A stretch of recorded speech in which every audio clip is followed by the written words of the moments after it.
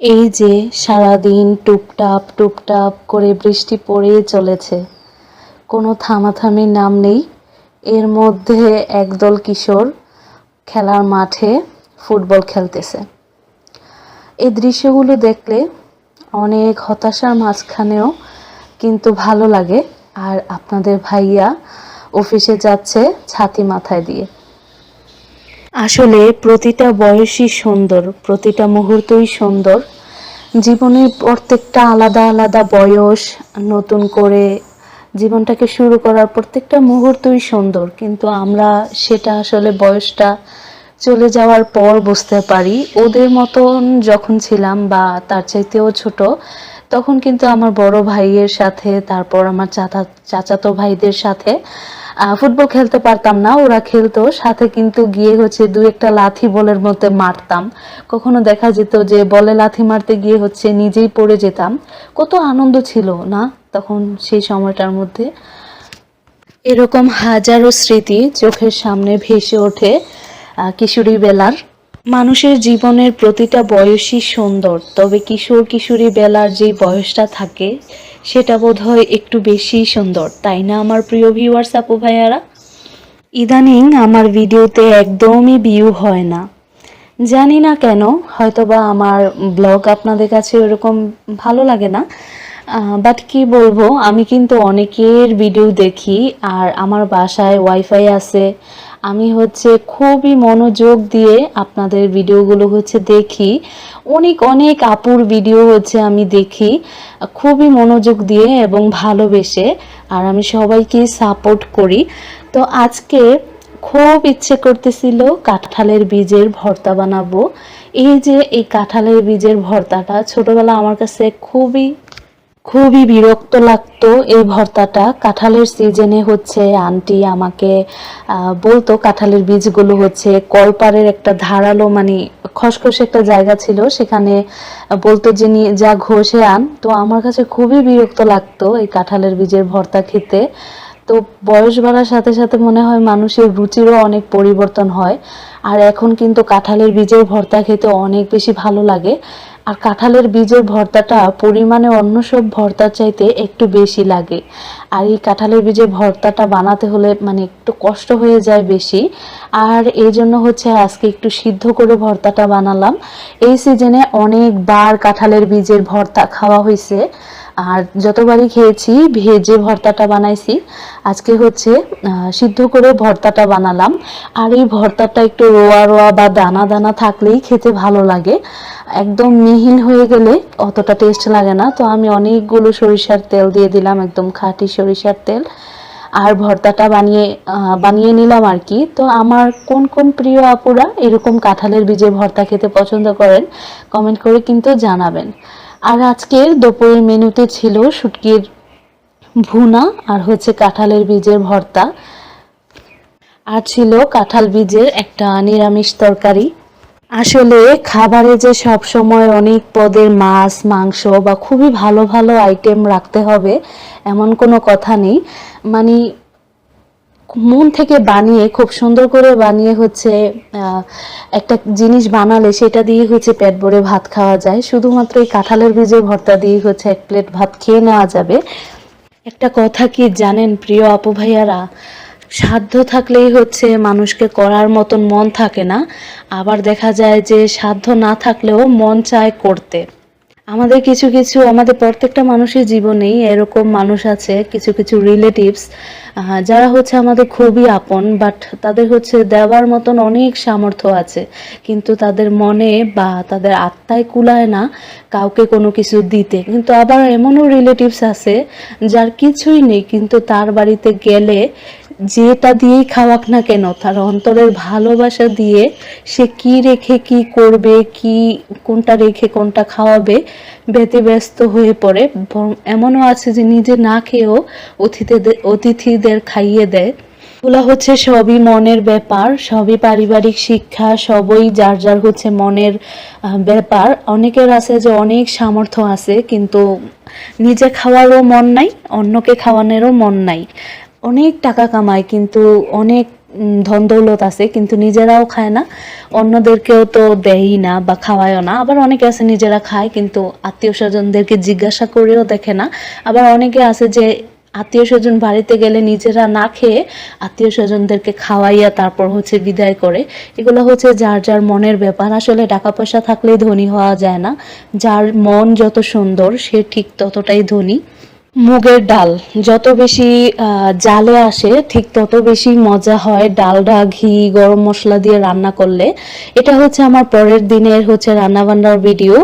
আপনাদের ভাইয়া কিছু গরুর কলিজা কিনে আনছিল 1/2 কেজি, আর হচ্ছে মুগের ডাল রান্না করব, আর কলিজাটা হচ্ছে একটু ছোট ছোট করে আলু কেটে ভুনা করব। আপনাদের ভাইয়ার মুরগির কলিজা গরুর কলিজা অনেক পছন্দ, তো ওকে আমি বলছিলাম নিয়ে আসার জন্য, তো আনছে। তো সেগুলোকে হচ্ছে আমি ফ্রিজে রাখছিলাম, গতকাল আনছিল, তো আজকে ভিজায় রাখছি, রান্না করব। আর এখানে হচ্ছে মুগের ডাল হচ্ছে আমি এখন কখনই বসাইছি, ভালো করে উত্তানি আসার পর বলক আসার পর পরিমাণ মতো লবণ, হলুদের গুঁড়া, মরিচের গুঁড়া, ধনিয়ার গুঁড়া, আদা রসুন বাটা, তেজপাতা, এলাচ, দারুচিনি দিয়ে হচ্ছে বেশ অনেকক্ষণ ধরে হচ্ছে ঢিম আঁচে জাল করে একদম ডালটাকে সিদ্ধ করে নিছি। তারপর হচ্ছে ঘুটে দিলাম, আর আমি হচ্ছে 2-3 বারে অনেকগুলা করে পেঁয়াজ দিছি। মুগ ডালের মজা দুইটা জিনিসের মধ্যে, একটা হচ্ছে বেশি করে পেঁয়াজ আর বেশি করে হচ্ছে ডালটা দিয়ে বাগার দিলে তো মুগ ডালটা অনেক বেশি টেস্ট হয়। এখানে হচ্ছে আমি ক্যামেরার দিকে তাকিয়ে থাকতে গিয়ে খেয়ালই করিনি হচ্ছে তেলের পরিমাণটা একটু বেশি দিয়ে ফেলছিলাম। কিন্তু আজকে আমার কলিজা তরকারির চাইতে মুগের ডালটা এত বেশি মজা হয়েছিল, তো আমার শাশুড়ি মা বলতেছিল আজকের ডাল হচ্ছে মাংস পাস করছে, তো এত বেশি মজা হয়েছিল। ডালটাকে মানে এতক্ষণ ধরে রান্না করছিলাম, মজা না হয়ে আর যাবে কোথায়। মুগের ডালে কিন্তু কাঁচামরিচই দেওয়া হয়, বাট আজকে আমার ঘরে কাঁচামরিচ নেই। এই সিজনে কাঁচামরিচের এত দাম থাকে যা বলার বাহিরে। তো এখানে হচ্ছে আমি কিন্তু অনেকগুলো পেঁয়াজ ডালের মধ্যে দিছি, আর এখানে হচ্ছে আমি আরো কিছু পেঁয়াজ তেলের মধ্যে দিয়ে আর সাথে হচ্ছে ডালটা দিছি, সাথে দিয়ে দিছি হচ্ছে শুকনা মরিচ ফোড়নের মধ্যে আর পেঁয়াজ কুচি। এগুলোকে হচ্ছে আমি হালকা বাদামি করে ভেজে তারপর হচ্ছে ডালের মধ্যে হচ্ছে বাগারটা দিয়ে দিব। আমি হচ্ছে ডালের মধ্যে ঢেলে দিব আর কি, ডালটা আগে চুলার মধ্যে বসিয়ে নিলাম, এরপর হচ্ছে পেঁয়াজ আর হচ্ছে শুকনা মরিচগুলো আমি দিয়ে দিতেছি। ওইভাবে করার মধ্যেও দেওয়া যায়, বাট মা বলে যে এইভাবে দে তাহলে হচ্ছে আর গায়ে ছিটে আসার চান্স থাকে না। ওইভাবে সরাসরি তেলের মধ্যে ডালটাকে দিতে গেলে দেখা যায় একদম ছিটে সব হাত পায়ে ভরে যায়, তো এভাবে দিলে হচ্ছে একটা মানে রিস্ক মুক্ত থাকা যায় আর কি। মুগের ডাল রান্না করলে বেশি করে কাঁচামরিচ দিবেন, শুকনা মরিচের গুঁড়া একদম কমিয়ে দিবেন, আমিও কমই দিছি। আর এখানে হচ্ছে শুকনা মরিচ দিয়ে ফোড়ন দিলাম, আর এখানে হচ্ছে আরেকটু ডালটা দিয়ে দিছি। তো আজকের মুগ ডালটা মানে এত বেশি মজা হয়েছিল যা বলার বাহিরে। আর মুগ ডালটা কিন্তু অবশ্যই রান্না করার আগে ভেজে নিতে হবে।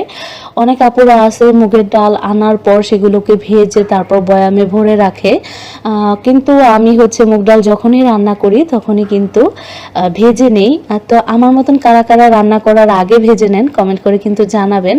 তো আমার কিন্তু কিচেন রুম আছে, বাট আমি ডাইনিং রুমে এই সিলিন্ডার গ্যাসের যে একটা সিঙ্গেল চুলা থাকে ওই চুলার মধ্যে হচ্ছে নিচে বসে রান্না করি, কারণ বেশিরভাগ দিন দেখা যায় যে আমার শাশুড়ি মাই রান্না করে, তো উনি হচ্ছে ওপরে দাঁড়িয়ে রান্না করতে পারে না, তো ওনার জন্যই হচ্ছে আমি আমার কিচেন রুমে রান্না করতে পারি না, আমারও হচ্ছে এখানেই রান্না করতে হয়। কারণ এটা তো আর লাইনের গ্যাস না, এটা হচ্ছে সিলিন্ডার গ্যাস। সিলিন্ডার তো আমি বারে বারে এক জায়গা থেকে টেনে আবার আরেক জায়গায় নিতে পারবো না। আমারও ছোটখাটো একটা কিচেন আছে, বাট আমি ওনার জন্য পারি না, তো এখানেই হচ্ছে আমার সবকিছু করতে হয়। আর আমি কিন্তু যখনই হচ্ছে কোনো স্পেশাল খাবার রান্না করি জিরাটাকে হচ্ছে মুচমুচে করে ভেজে নিয়ে তারপর গুঁড়া করে নেই।